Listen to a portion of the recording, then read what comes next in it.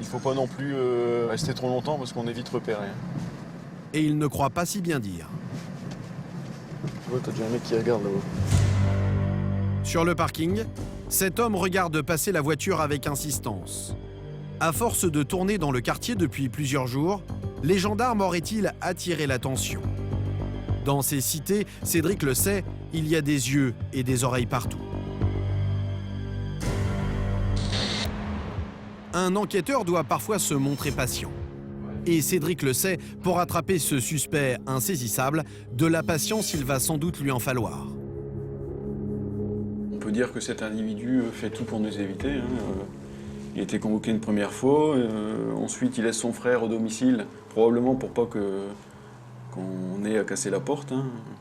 J'ai quand même assez peu d'espoir sur le fait qu'il prenne attache avec nous. Mais dans cette partie difficile, Cédric peut compter sur une arme redoutable, spécialement conçue pour coincer ceux qui tentent de se faire oublier. Le fichier des personnes recherchées, le FPR. Là, on va demander l'inscription de l'individu au fichier des personnes recherchées puisqu'il n'a pas donné suite à nos convocations. S'il se fait contrôler par les services de police ou de gendarmerie, il sera immédiatement interpellé et placé en garde à vue. Le FPR, c'est ce fichier que consultent les gendarmes ou les policiers dès qu'ils contrôlent votre carte d'identité ou votre permis de conduire. Ils ont pour mission d'interpeller sur le champ tous ceux qui y sont signalés. Une sorte de bouteille à la mer, Cédric espère que le suspect fera bientôt l'objet d'un contrôle. Ça peut très bien être demain après-demain, comme dans un mot, faut pas le dire.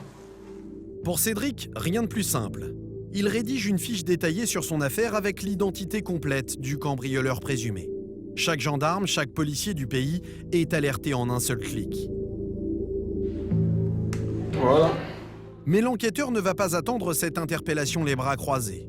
Lui et ses collègues vont rôder régulièrement autour du domicile du suspect.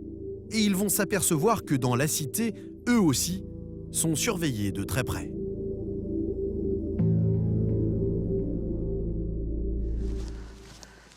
Son enquête piétine, alors Cédric va faire appel à toute la brigade. À tour de rôle, les gendarmes vont se rendre à Tourcoing pour tenter de repérer le suspect. Aujourd'hui, l'enquêteur a fait appel à David et Yann. On va simplement faire un passage et surtout passer au niveau de la mer, quoi, le domicile de la mer pour voir si ça va bien ce pas là. Okay. Pendant une semaine, régulièrement, les gendarmes de Dunkerque quittent leur terrain de chasse habituel. 2 kilomètres on sort. Et vous allez le voir, ils connaissent tous les petits détails permettant de soupçonner la présence d'un individu à son domicile. Ouais, à gauche, ouais. 200 mètres à gauche, ouais. Une fois dans la cité, impossible de les suivre, ils sont équipés d'une caméra discrète. Si déjà la voiture n'est pas là. Les deux gendarmes vont encore une fois inspecter le parking, à la recherche des véhicules du cambrioleur présumé, son scooter et son utilitaire. Mais rapidement, Le bagnole n'est pas là, non? aucune trace des véhicules. Alors David et Yann vont chercher d'autres indices, cette fois dans l'immeuble du suspect. Ouais. Merci madame. Et en particulier, dans sa boîte aux lettres. Il y a sa boîte aux lettres, là. Coup de chance, les boîtes sont grandes ouvertes. Yann va pouvoir vérifier si le suspect est passé chercher son courrier.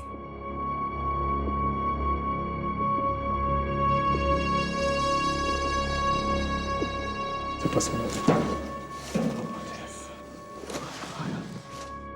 Aucune lettre à son nom.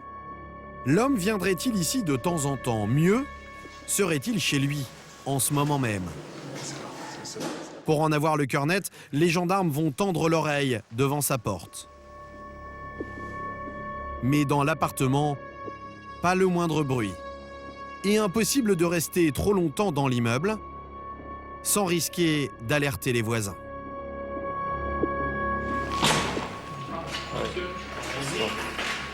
Avant de partir, à chacune de leurs visites, les gendarmes n'oublient pas de faire un tour devant le domicile des parents. Si la retourne ici, voilà, où il y a le mec dehors, là, justement. Le jour de l'interpellation manquée, l'utilitaire du suspect est égaré dans cette rue. On arrête parce que la bagnole n'est pas là, donc... Mais aujourd'hui, rien à signaler. Cette semaine-là, les enquêteurs vont mener 3 opérations comme celle-ci. Cédric lui-même va s'y coller et il va se rendre compte que les gendarmes ne sont pas les seuls à surveiller étroitement les allées et venues dans la cité. Cet après-midi-là, pour surprendre le suspect, l'adjudant-chef accompagné d'une collègue décide de se rendre à Tourcoing à la tombée de la nuit. Fatigué de jouer au chat et à la souris, il veut encore y croire. Les mises en cause tombent toujours un jour ou l'autre, hein. C'est sûr, il ne pourra pas s'en sortir proprement. Cédric est bien décidé à tout tenter. Mais en arrivant devant la cité, il lâche une petite phrase qui va donner le ton de la soirée. Il ne faut pas non plus rester trop longtemps parce qu'on est vite repéré. Et il ne croit pas si bien dire. Tu vois, t'as déjà un mec qui regarde là-haut. Sur le parking, cet homme regarde passer la voiture avec insistance. À force de tourner dans le quartier depuis plusieurs jours, les gendarmes auraient-ils attiré l'attention ?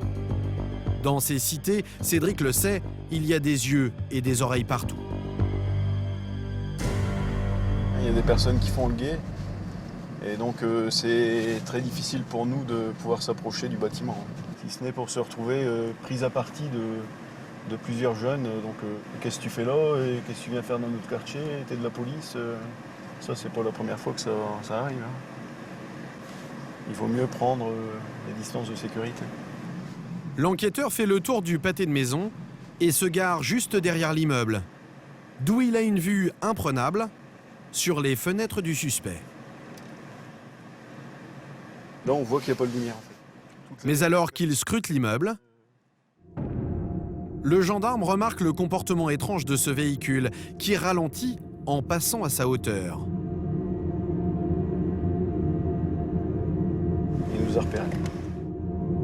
Il est passé une fois, il est revenu derrière. De qui s'agit-il ? Alors que Cédric se pose la question, le véhicule a déjà fait le tour de la cité et se gare juste derrière les gendarmes. Et là, on va partir parce que l'autre derrière, avec sa saxo grise, tu peux tout éteindre. Cédric sait maintenant que le conducteur lui en veut. Il redémarre, mais la voiture suspecte le prend en chasse. Là, il va nous suivre. Le monde à l'envers, les 2 gendarmes sont pris en filature et l'individu semble coriace.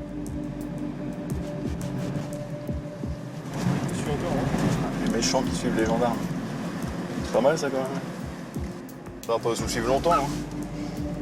Un cas de force majeure, ce feu rouge va mettre un terme à ce petit jeu. Il est niqué, je crois. Normalement. Cédric parvient finalement à semer son poursuivant. Mais désormais, une chose est sûre, patrouiller dans ce quartier ne sert plus à rien.